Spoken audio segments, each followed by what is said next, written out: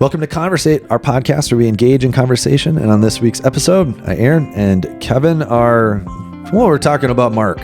So we're not, in any specific text or anything, but for these couple of weeks, we're following the move of the Gospel of Mark and just engaging in conversation in light of that. So in this one, we're sharing about the conference that we were at and how Jesus was on the move there in our time away. But then also we do get into the text a little bit and share about some of our favorite stories that are happening in our reading plan. So as always, it's our goal that in this conversation you'll hear something and then go start another conversation with somebody else. As always, we hope you enjoy it. Kevin.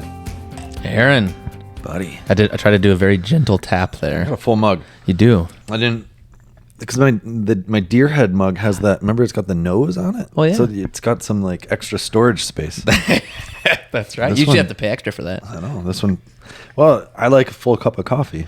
Yeah? And so I'm always a little disappointed. Is that 10 or 12 ounces? 12? Ooh, you do like a full cup of coffee. You only do a 10? I always do 10. Too nervous. That makes it stronger then. Yeah, I know. But then I throw cream in there, so that makes it lighter. Okay. It's the perfect process. Whatever you... Every cup turns out just how I like it. Good. That should be. Like coffee. Yeah. I don't know how adding cream makes it taste like coffee, though. Well, makes it taste like the coffee I like. Huh. Yeah. Well, I don't know what to say. Well, I'll talk then. Greetings, everyone. Welcome back. You can't just hijack the podcast to the like that. Too late. No, it's good to be back. Aaron and I were talking about this yesterday before church started. Last week felt like a long week for us. Yeah. It felt like, man, we were gone for so long. And then we realized there's people here today who would have no idea that we were even gone. Isn't that crazy? Mm-hmm. But we did travel a distance. All the way.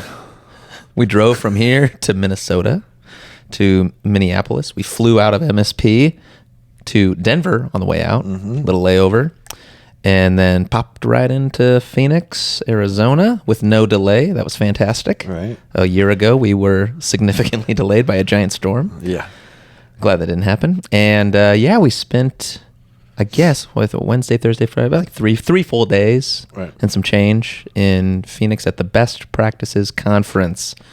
We stayed with 8 other individuals who are all connected to something called Global Mission as well. Globalmission.org. Check it out. Be one, make one. Reach one. I was going to click a button, but I didn't want the laugh track to hit. Which was really neat. And that was also the, I guess, second time in a row that has happened, like staying with those particular people together for that conference. It was sunny Arizona. Apparently it was sunny here though too. Yeah, it's crazy, man. You know what, guy? If you're listening to this podcast and you're like, yeah, so jealous they were in Phoenix, I think it probably felt like Phoenix here. Yeah. That's what I heard. We broke out the bikes yesterday afternoon. Did ya? Yeah. The kids were begging me. I know, you mentioned that. And I'm a good dad.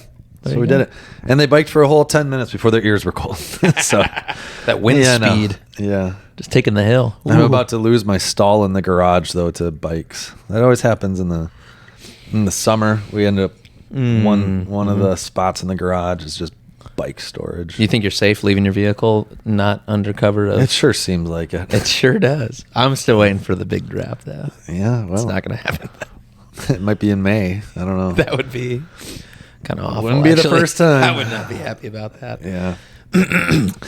But yeah, the conference was good, and I guess I mean, some of you attend church here, some of you don't, so it's always a little awkward to make all those connections. But here on a Wednesday night, while we were gone, we filmed a little video and shared some stuff that we were going to be doing down there. So yeah, I actually had the privilege to be able to present at this conference.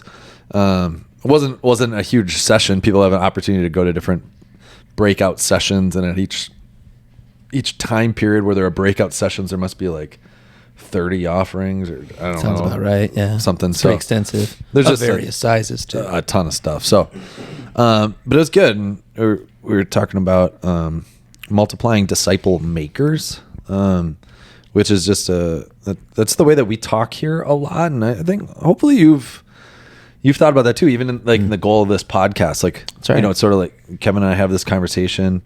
We say to you, our goal in this podcast is that you'll hear something and then start another conversation with somebody else. That's kind of what we mean by like the multiplying effect. It would be different if we just said, hopefully this helps you in your day and your spiritual growth. Yeah. See you next week. Yeah. It would, which, it has its place. Hopefully it does both things, Right. Hopefully it's helping you so much so that it's like, well, I want to go share that with somebody else. Yeah. So by listening to this podcast, you are, in our sense of the terminology, you are being one. Yeah, you are being a disciple. Yeah. Yep. And then the encouragement is then to go reach one. So someone in your world, maybe you're intentional about reaching them, or maybe it's kind of like the situation just unfolds and all of a sudden it's like, holy cow, I guess I'll share this thing I heard. It could happen either way. And then but then the make one would be more like the ongoing sort of walking with someone else. Yeah. Yep. And that we shared it, so like if you are connected to this congregation, you would have and you were here last Wednesday, you would have heard those stories. The stories that Aaron's referring to they're actual ways in our congregation where multiplication is happening. Yeah. But that was also what Aaron's presentation then out in Phoenix was basically sharing some of those same stories and also helping cast that vision for other churches around the country and how they might join in on that. And then even offering, because one of my roles, just the volunteer thing that I participate in is along with local mission, serve as a catalyst leader, which is kind of providing, training and encouragement to other, particularly church workers around the country, who are looking to do the same sorts of things in their congregations and might not know where to start or how to do that and stuff. So part of my presentation then was offering to walk with other people. We do that in global mission through offering an online cohort for a number of weeks, where we do that through Zoom and stuff. So pretty cool opportunities that I've been able to have to get to know people around the country and just share stories and encouragement and kind of that mutual building up of one another in this obediently following the Great Commission that Jesus has given us to make more disciples of all nations, so the whole world hears of Jesus.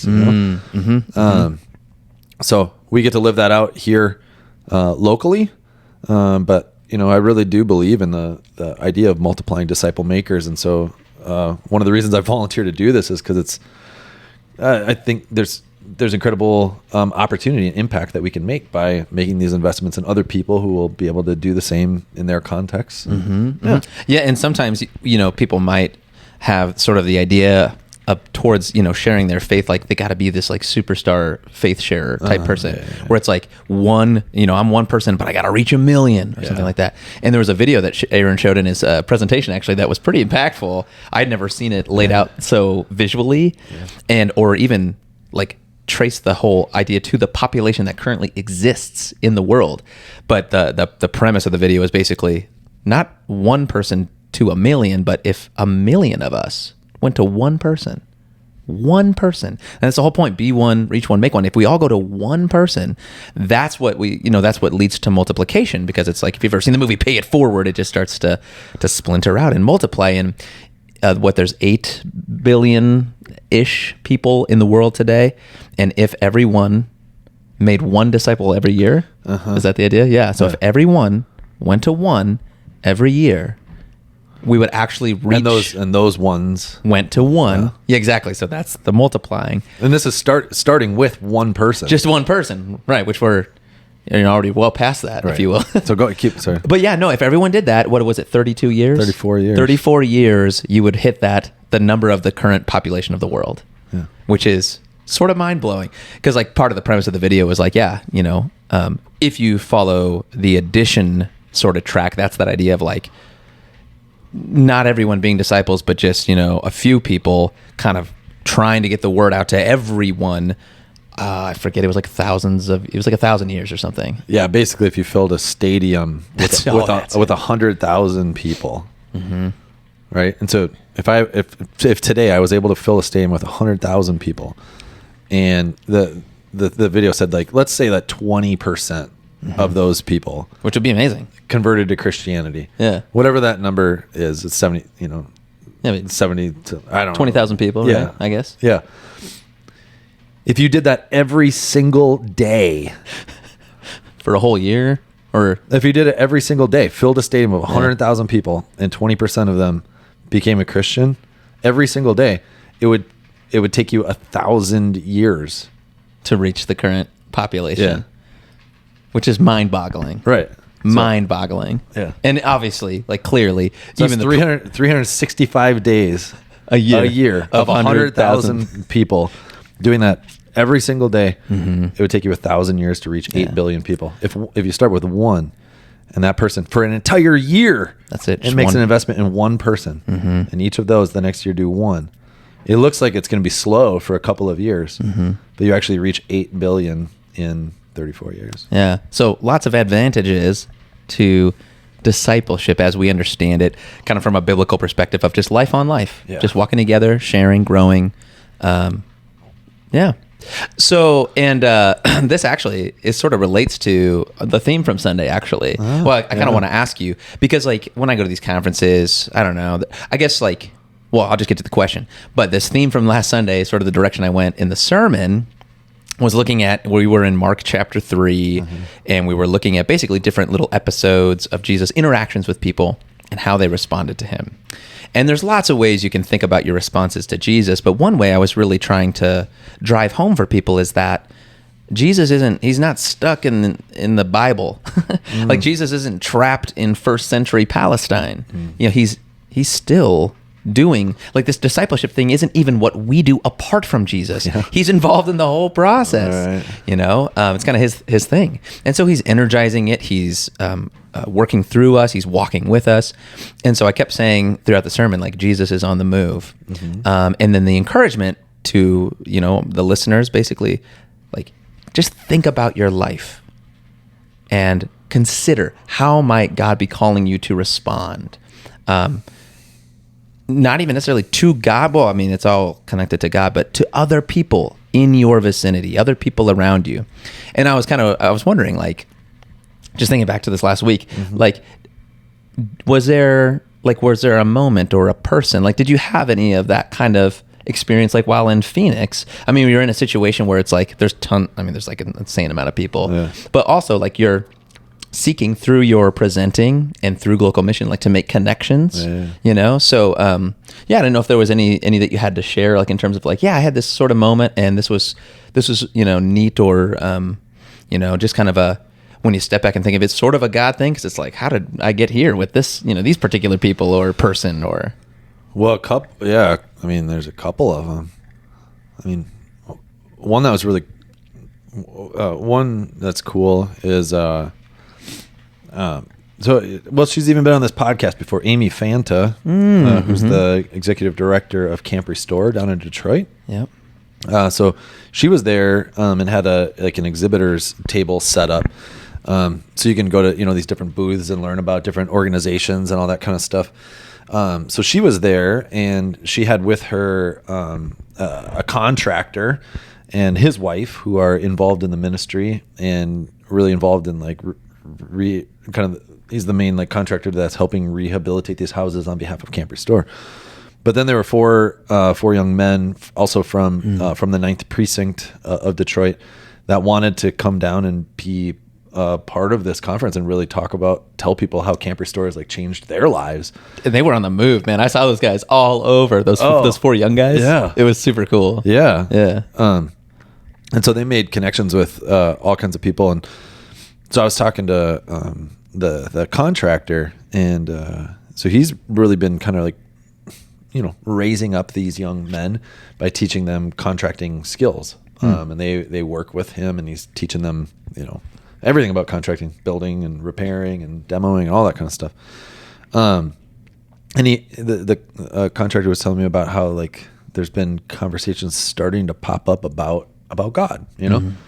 And so I was just asking him, like, so I said, you know, I've just learned, like, instead of just kind of going, oh, wow, that's cool. You know, I said, how do you feel about that? Like, do you feel do you feel like equipped to have those conversations? Mm-hmm. And he said, well, not really, And so we started talking then about like that I'd be willing to walk with him and help like train him and encourage him that as he's leading these young men in how to do contracting work, that Jesus would also be central to those conversations, and that he would teach these young men about Jesus, and not just so that they learn more about Jesus, but that in the impacts and the influence of other people's lives that it would multiply. Mm-hmm. And he was like, "Whoa, that's so awesome." And I said, "Well, yeah, I mean, you're doing the same thing with teaching them contracting, because these are the guys that then help when people come to Camp Restore.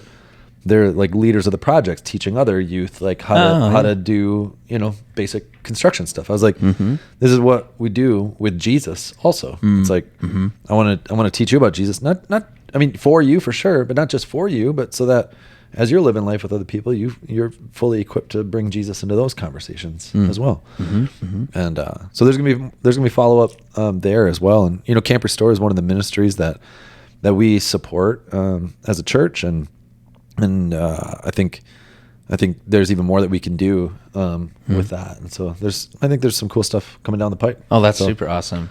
Yeah. Yeah. And it's neat to see that sort of deepening relationship with Camp Restore Detroit, especially like, again, sometimes these things you step back and you're like, oh, this is quite bizarre that we're so connected, because like we were already going to that place prior to Executive Director Amy Fanta coming to this congregation, which is a wild story in and of itself. Right. So part of it is, and this is actually where I took the kids, the 7th and 8th graders, that is on Sunday, the direction I sort of focused during my kind of Bible time with them was Acts 17, Paul at the Areopagus. Yeah. Because something he'll allude to there is that it's not an accident where you live. It's not an accident when you live. Like God has kind of created us and placed us, I guess in Esther language, right, for such a time as this. So like it's not accidental. And part of that means God is also placing you in proximity, I would say, to other people, for the sake of shalom, ultimately. And that takes various forms, even doing contract work for different people, right? So like vocationally, this contractor guy is there in Detroit, and God is placed in there so that he can help build homes and house people. But also part of shalom, like you can't ever have true shalom without knowing who Jesus is. Yeah. So like part of God's placement of us is so that we can connect and share with others like the good news that we have. And so it's kind of wild, like that just these connections have emerged and continue to deepen. It's neat to see that ongoing relationship with Camp Restore Detroit. Oh, for sure. And there were multiple others. Like that's why I was, so you had to pick and choose. Yeah. Rejoicing. But it was really cool too. I told a story at church a couple of weeks ago, when I was preaching about persecution, like the martyrdom of Stephen. I told this story about, Hannah, who was part of one of these cohorts that I've led online as a result of presenting at this conference last year. And so I got to know Hannah. I've never met her in person though. I've only like done stuff on Zoom with her, and she was the one who has discipled this college student who then witnessed to this guy in Tunisia, via a Discord channel. And that guy's gotten baptized, and we translated materials into Arabic so that he could then share Jesus with his mom, who has now since converted to Christianity. And it's just like, what in the world, And so I had never met Hannah before, and so I got to meet her in person, and she actually came to my session then as well, and was kind of able to be like a living, breathing example of, hey, God is on the move. Jesus is doing stuff, and we want to walk with you in that. So that was really neat, and it's just crazy. Like even telling those kinds of stories, a lot of times people are like, "Oh, I could never do that with somebody." Like, I mean, I've got this interview that Hannah did with Holly, and Hannah expresses in this interview.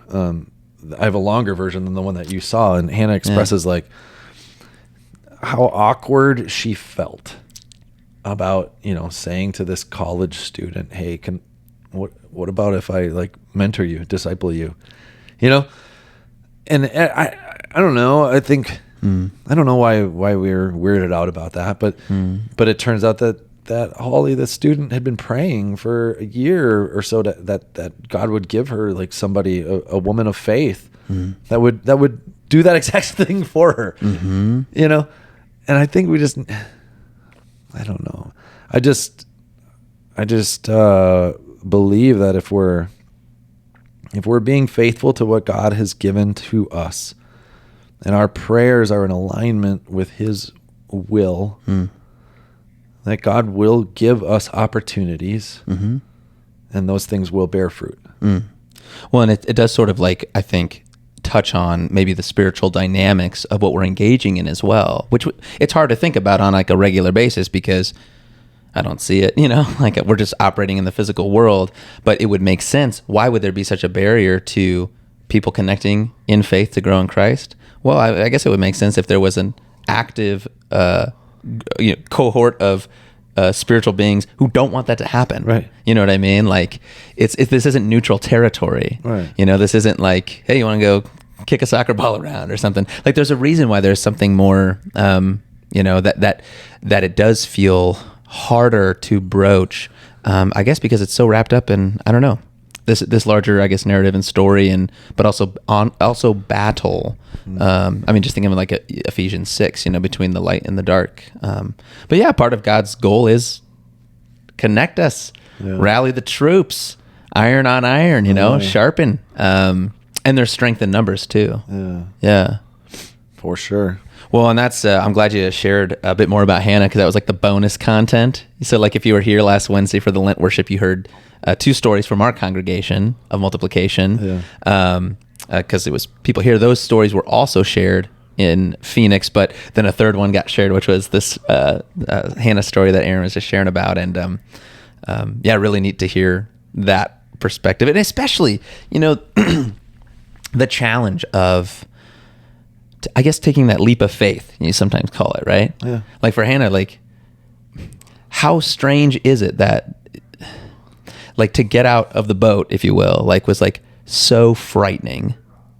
And yet it's the very thing that this other girl is praying, actively praying for. Exactly. It's just mind boggling. And I'm sure that was probably like this huge affirmation to Hannah of her asking it, like what a neat experience for her to go, step out of the boat, but then actually walk on the water, if you will. It's like it's received. The whatever feelings she had about it were affirmed by the experience. And it makes me think too of that. So I shared that song at the end of my sermon, and in the email this morning in that last stanza of it where, like maybe you've been in these situations and maybe right now you're like even beating yourself up over like, yeah, I know exactly like what you're talking about. And I was in that same sort of space, but like I didn't go for it. And I found that stanza so encouraging, the final one, where it's like we do a really good job of beating ourselves up. Yeah. God doesn't do that.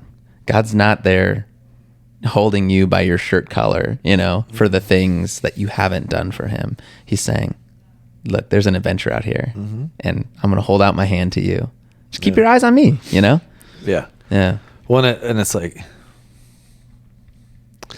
God's timing is good. And so I think in our timing, again, we can look at it and be like, shoot, I missed the opportunity. It's gone. It's never going to happen again. Like, well, I don't know. I don't think so. Yeah. Like when I think, especially when we're in relationship with people, like, you might look at it and be like, oh, that was the perfect opportunity and I didn't take it, and it's like, well, maybe, I don't know, maybe not, but God's just be faithful. Like there is intention, like there's this balance of like intentionality and kind of like forcing God's hand, You know what I mean? I don't think you can force God's hand, I but know. I'm with you. I'm with you in that, like, I think what you're trying to say is these kinds of things are likely not to happen if you're closing your eyes and shutting your ears and closing your mouth and doing everything you can not to engage in them. Right. Like they're not just going to plop in. They're not just going to happen in that kind of stuff. Like what we know, I mean, like theologically is you can say no to God. Yeah. I mean, you can say no to God on like a salvation, standpoint, but you can also say no to God in a myriad of other ways. Right. And one of those is like, he's got this extremely exciting thing that he wants you to be a part of, actually. And you can say no to it. But it's kind of like, yeah, I mean, we're shooting ourselves anytime we say no to God, we're shooting ourselves in the foot one way or another. Yeah. You know what I mean? Right.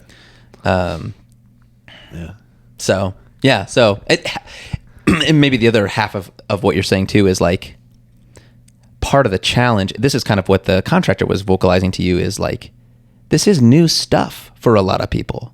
It's new territory. And there is something to like walking with someone who can help coach you towards it. Yeah. I mean, this is why this is what Jesus was doing with the disciples, right? He is coaching them. And so, that's the other challenge is like some of the intentionality, I think, is opening yourself up to another person. And that's a humbling thing to say like, yo, look, I am a Christian, but like, I don't know what I'm doing. Can you walk with me? Can you give me a little direction? Like, I need help in this. And that's more than fine. That's actually the part of the point, like we don't expect people really to be making disciples if they're not a disciple themselves. Exactly. That's why that's the B1 comes first. Yeah. Yeah. Well, yeah, of course. Of course. Well, it's hard to know what to do when that hasn't been done for you, Yeah. We're good at modeling. Yeah. Generally, whether it's for better or worse. Right. Yeah. Right.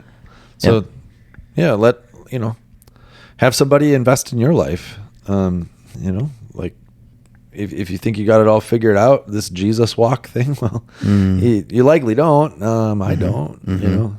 You got to put people in your life who are, I was gonna say worthy of following. I don't mean that. I don't mean that in terms of like, their higher status with God or their holiness or anything. I just mean like, are they living a life that's in accord with God's word in honesty and vulnerability? It's not saying they're perfect. It's saying like, are they willing to admit they're not? Well, and like Paul, right? Follow me as I follow Christ, right? And like he'll put it that plainly. So maybe don't like if you're trying to get disciple, don't pick someone who's like actively not following Jesus. That won't help you follow Jesus, probably. Right. Yeah. Well, cool. Thanks for sharing, man. Yeah. So we're just a total curveball. I'm not good at baseball, but here we go. So we're reading through sections of Mark each week. Yep. And or maybe you're preaching again on Wednesday. So I am. This straddles. This is like right in the middle of a reading plan. But for this week's readings, whether it's something you preached on or you're going to preach on Wednesday, is there a favorite story or something that happens in Jesus' walk, or maybe something new that you saw that's like? I was looking for one of your bookmarks so I could see if it's in the pericope. Which is a fancy pericope is a fancy word for what we're reading right now. It's through basically chapter 4. Gotcha. Ends at 5. I think so. Okay, because I think it's in Mark 5, and this is one of my favorite stories. Well, don't say it because it's your. You can't go. You said you can't go into 5. I need to double check this because it's my favorate one. I love it. It's like literally there's the a Bible right there. Well, yeah, but you got a bookmark in it? Hold on. Go find your bookmark. My kids they're really loving the pen and everything now too. Max is putting together whole phrases of, I'm going to go mark my bookmark. Mark my words. Mark my words. I'll be marking things with my bookmark. All right, here we go. Perfect. So week 2 right now. Oh, fantastic. Look at this. 5:43. Baby. I lied. Baby. Whoops. Which looks like, so we'll finish chapter 5 this week, like leading into Wednesday. So in Mark 5, I better double check. It'd be embarrassing if I was like, this is my favorite story. It's not even the right chapter. But I'm pretty sure it's the, Jesus. Look at all that writing on all those pages. Dude, you're engaging with a lot of pages here. All right, good. See how far ahead you are. Okay. So yeah, Mark chapter 5 tells a story of a man who is battling a demon. And if that sounds very hard to understand or relate to, and it might, because it's like, I mean, again, the spiritual realm is just not the kind of thing that you walk around and you're like, yep, I see that. I see this. You know, it's hard to know the interplay of that. For Jesus, a little easier, especially when these demons are like, hey, Jesus, it's you. But in Mark chapter 5, I think another way to understand this man, so the disciples and Jesus, they encounter a man who has been spending all of his time in graveyards and cemeteries. I feel like he's naked. He's not in his right mind. And he also is lacerating himself. So he'll find stones and he'll hurt himself. And so I think like the most contemporary example you might think of someone who would be similar to this guy, and you can kind of, you know, fill in the blanks if you want on, you know, you listener on your end, if you want the spiritual connections or the spiritual dimension. But basically, yeah, this guy's engaging in self-harm, you know, so he's got a mental, there is mental difficulties going on for this fella. And I love this story for a number of reasons. And I probably don't want to say too much, because otherwise my whole sermon will end up on the podcast. Can't have that. yeah, that would not, I don't want to preach too much. But I think I appreciate the story for its connection to our current time, because it's, as far as I understand it, like the mental issues currently, anxiety, depression, bipolar. I mean, some of these terms we didn't even have 50 years ago, right. You know, but like it seems to me that most of the studies are saying like right now, this is sort of a new arena, or at least a growing arena of great difficulty. And part of what this story shows is that Jesus came to answer these questions too. He has something to say and something to do about them. He's a significant piece of the puzzle. So this chapter is going to get right after that. It's also going to show, again, we've already seen it, maybe this every week, every pericope, but Jesus' authority, and also his heart, what he's about. And you'll see that in his interactions with this particular person. And then the final thing I like about this story is that the impact this change, and it's a sort of a surprising impact, actually. Talking about responses to Jesus on Sunday, read Mark chapter 5, see what Jesus does, and watch what the people do. Watch their response. It's not what you would expect. And that has always sort of been a curious thing to me. Yeah. We hear this stuff about like casting out demons and stuff, and we think, well, that's just, I don't know. That's, if it's true, it was just Bible time stuff. You know, I think we oversimplify it then too, and we're like, wow, it's just some sort of mental illness or whatever. So I was just, we stayed in a house with David Kim and a couple of other people, and they were on a mission trip to Costa Rica. Were you in the room with it? I was probably sleeping, dude. I slept a lot. So they just went on a mission trip, 5 of them that we were staying with, to Costa Rica this year already, February. We're in February. I don't know. It's just relatively recently. In the last 2 months.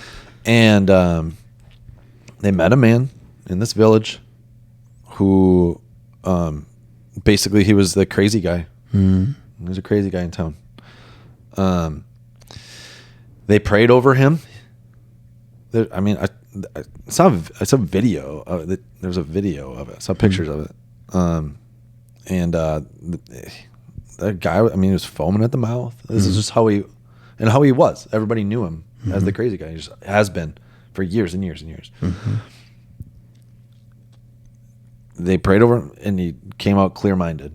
Wow. And he took them into his house where he lived with family. So there's family that validates this. And I saw the pictures. He walked them into his bedroom, and the drywall in his bedroom next to his bed it's all dented up and stuff. Because he just sat there and banged his head on the wall. The floor's covered in spit, where he would just spit and drool and bang his head. That had been his existence. And now he's telling his family that it was the name of Jesus that healed him. Yeah. Then he was baptized. I mean, just, and then if you want to write that off, and say, well, I don't know, maybe it just happens in Costa Rica. What's different about the United States than Costa Rica, other than we don't live in the jungle right here. But I have seen, maybe not in an instant like that, but I know people who I have walked with who have been in such a bad, dark spot, really unable to get out of bed, do anything functional, that in the name of Jesus, with lots of prayer, doing great. So, I mean, don't say there's not a spiritual battleground for our very existence and for our lives. There is. And Jesus is victorious and has authority. Amen. And that's the hope and encouragement that we have. So if you're ever faced with like the darkness of the world, this is why we don't have to fear. That's right. Why we don't have to be afraid. We don't have to fear the darkness. Like, Jesus, like you're the one who's victorious. So yeah, I mean, it's just like, reading through Mark, if you just read it through, even before this event that you're talking about, right before that, they're crossing the sea. They're crossing the Sea of Galilee, and Jesus is asleep, and the great storm shows up. And Jesus stands up, and the guys are afraid they're going to drown, and Jesus says, "Peace, be still," and the wind and the waves calm down. Now, if you think about it, like I've read that story so many times. Yeah.